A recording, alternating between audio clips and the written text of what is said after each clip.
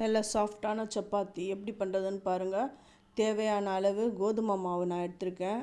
உப்பு, எண்ணெய் கொஞ்சமாக தான் நான் விட்டுருக்கேன். இந்த எண்ணெயும் இந்த உப்பும் நல்லா இந்த மாவில் கலந்து வரணும். அது பரவுற அளவுக்கு எல்லாத்தையும் நல்லா தேய்ச்சி விட்டேன். அப்படி எடுத்து குழக்கட்டை மாதிரி பிடிக்க வரணும்.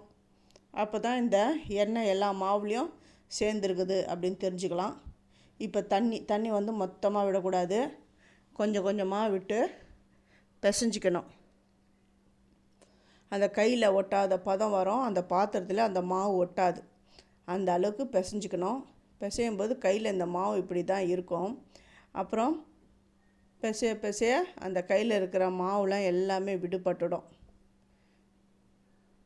நல்லா அழுத்தம் கொடுத்து பிசைங்க. அப்போ தான் உங்கள் சப்பாத்தி நல்லா ஃப்ளஃபியாக சாஃப்டாக இருக்கும்.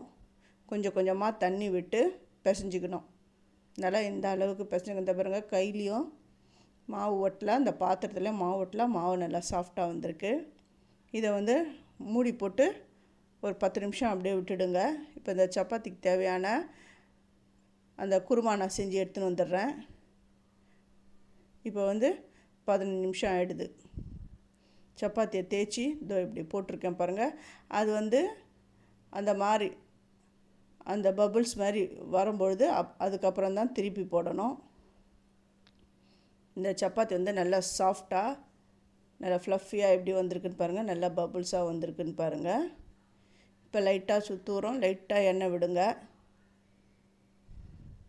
சாஃப்ட் சப்பாத்தி ரெடி ஆகிடுது.